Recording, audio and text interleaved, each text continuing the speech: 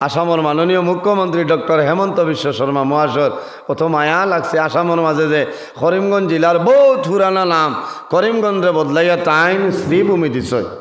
তাই বলিয়া আমি তান কাছে জোড়ালু আবেদন করিয়া অনুরোধ করিয়া যে আপনি একজন জ্ঞানী ব্যক্তি, আপনি এক আসামের মালিক হলেন না।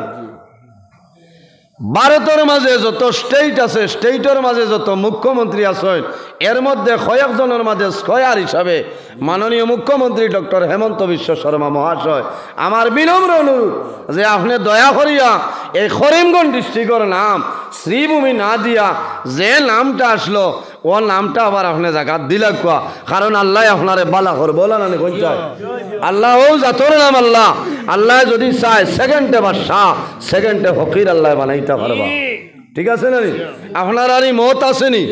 আজ আমি হাইলাকান্দি জেলা বিলভার রাঙ্গাউটি ওয়াজর মহফিল আমি আবেদন করিয়ার আপনারা সারারে লিয়া যে মাননীয় মুখ্যমন্ত্রী ডক্টর হেমন্ত বিশ্ব শর্মা মহাশয় স্যার জ্ঞানী মানুষ বুঝদার মানুষ তাই হয়তো এটা কোন বেফালগ ফরিয়া একটা কিতা কইলেছ বুঝাইছেন।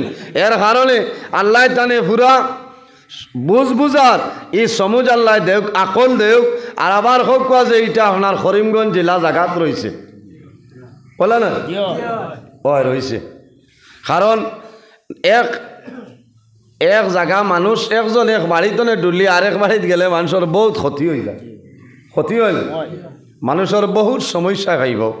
এর কারণে তান কাছে অনুরোধ করিয়ার আমি যে তাইন দয়া করিয়া এই করিমগঞ্জ জেলার নামটা তাইন আবার পুনরায় জাগাত রাখি দেখবা। করিমগঞ্জ জেলা কোনো অসুবিধা হইতো না, বরঞ্চ তান আরও লাভ হইব, তান আরও ফায়দা হইব, মানুষের দোয়াও করবা বলে না, মানুষের দোয়া করবা।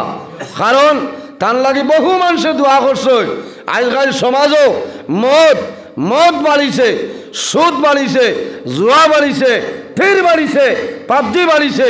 ইটার তাই পদক্ষেপ লইছিলাম, সুদর ব্যাপারে পদক্ষেপ লইছ, তাহলে ধন্যবাদ দিছি।